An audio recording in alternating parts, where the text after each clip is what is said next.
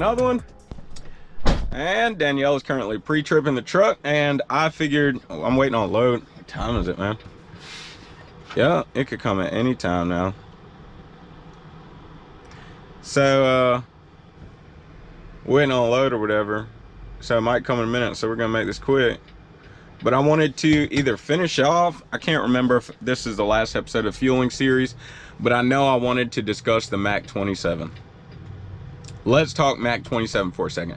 If you're not familiar with what a Mac 27 is, a macro is a certain type of templated message that we send, and a Mac 27 is the templated message for you receiving the best fuel stop according to where you are and where you're going.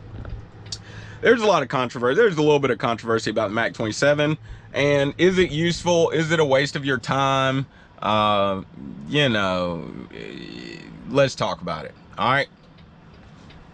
First, I'll state my position. I find the Mac 27 to be very useful. The Mac 27 has assisted me in dropping my net fuel costs down by 10 to 12 cents around there on average. It's all according to how you use it. It's all according to how you use it. I've heard people say Mac 27 is trash, it's useless, yada, yada, yada. No, it's not. You know what? One time my GPS led me somewhere that I didn't need to be, but I didn't throw the whole GPS in the trash can. You see what I'm saying?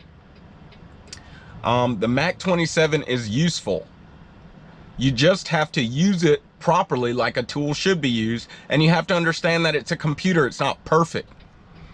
They're constantly refining and improving the Mac 27. Okay, so how do I use the Mac 27? We'll get to that. We'll do that question first, right? First thing is, I use the Mac 27 at the top of the day, and then I will use it if I desire afterwards. Here's what I mean. Let's say I got a quarter tank of fuel and a load that weighs around 9,000 pounds, right? 9,000 pounds is not 9,000 in the box. That's not a lot of weight. That Mac 27 doesn't understand that today's load is abnormally lighter than every other load that I've carried last week. What it bases statistic, bases your, you know, it calculates how far it thinks you can go, in part based upon, this is what I learned in ACE 2 at least, based upon, and again, in part based upon your MPGs from last week. Mac 27 don't know today's load is abnormally lighter than any load I carried last week. So let's say I have 9,000 pounds. So I'll run a Mac 27 at the top of the day. It gives me some random spot in, I don't know, Atlanta, Georgia, 214 Petro. Well, I'm headed from South Carolina to Alabama, and there's another spot that's 209, 100 miles past Atlanta, Petro.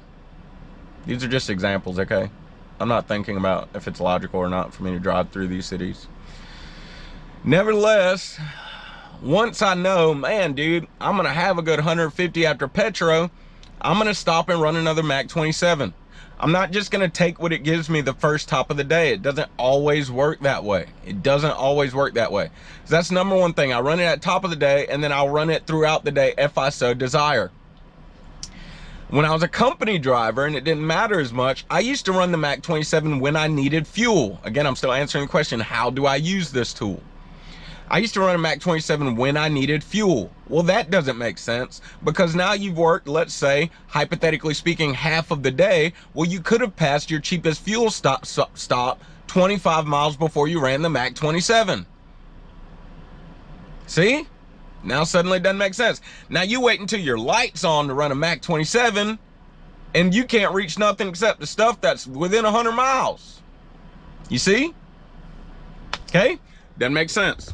All right, here's another way you can utilize the Mac 27 better.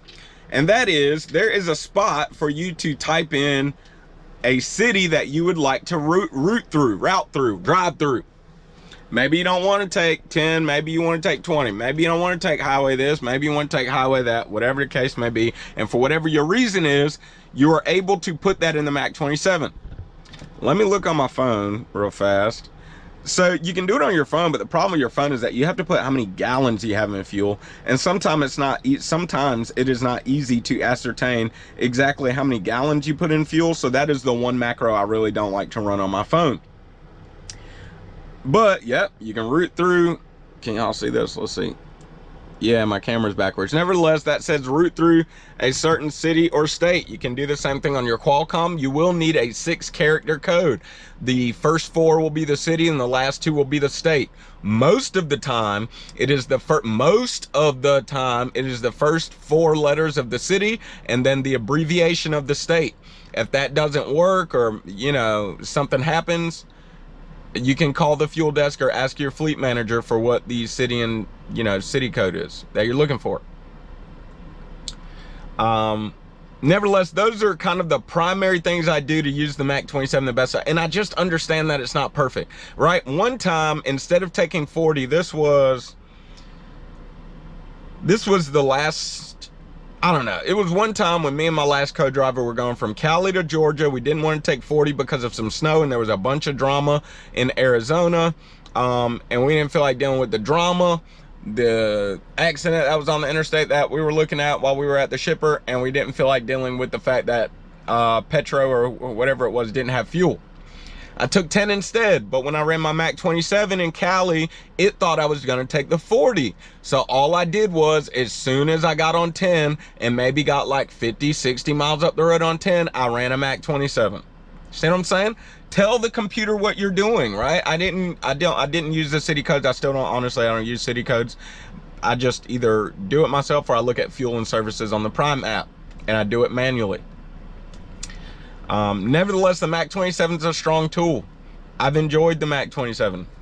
Also, what I'll do is I'll do it manually. Another way I use this tool is I will do it manually. I will search on fuel and services and look along my route for the cheapest fuel stop, and then I'll allow the Mac 27 to double check my work. You know how your math teacher be like, double check it. So I allow the Mac 27 to double check my work. I'll find the cheapest fuel stop that I think I can make it to. I'll run a Mac 27, and it's kind of gratifying when the Mac 27 comes back with the same thing that you came up with. All right, so Mac 27 is not useless. Now, actually, I'm gonna make a 4th video. Let's see, Monday, Tuesday, Wednesday, Thursday, and then, okay. I'm gonna make a 4th video because it's a little bit lengthy. I wanna talk about something else. Base price versus actual price. Right? I want to talk about that. What are you paying? What should you pay attention to, etc., etc. Think about a coffee.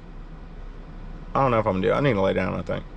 All right, so that's how I use Mac 27. It is useful. You just have to use it right. You got to use it right, and you have to understand it's a computer. Okay? Manipulate the algorithm. Manipulate the computer to pump out what you want it to pump out. If it's out of route, manipulate the computer. Wait till you go down the road on the route. Tell the computer where you're going. Run it again. Do it manually. Let it double check. Enter in as much information as you possibly can. There's more information on here. Usually, a lot of drivers would just put how much fuel we have and then we press send. You're also able to put in from the app your MPGs. Right? You're able to put in your fuel capacity in gallons. The more information you give the algorithm, the more it can calculate. Clearly, since we can send these Mac 27s without putting in the information, they are what I would call right now non-essential variables. If you think about an equation, a variable is something that changes, and then when the variable changes, the actual number, the solution of the math equation changes. They are non-essential variables, meaning you don't have to put them in, but they're still variables. They're non-essential in order for the equation to actually spit out a solution. But you will spit out the best solution by plugging in as many non-essential variables as you possibly can. That's what I do. That's what I do with Mac 27. It's useful. The thing is useful. Just got to use it right. All right. Really wanted to make this video and clear that up. Can't wait to get to the last episode. It's a little bit controversial, but number one is one thing I learned in ACE 2, and number 2, it makes sense. So I'm going to spit it out. I want you to comment, specifically check out the next video. I really want you to comment on that video because it makes sense. It makes sense.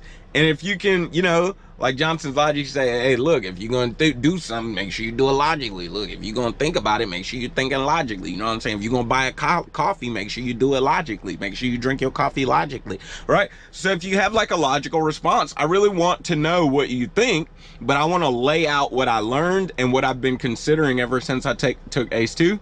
and tell me what you think. All right. Nevertheless, checking out. I'm hoping to get a load in a second. About to just touch base with my dispatcher, make sure he's thinking about me. All right. Until then, look, find you somebody to love. It's your boy Travis Kinley. I love y'all. Don't forget, it's not about what you believe. It is why you believe it. Now, live free.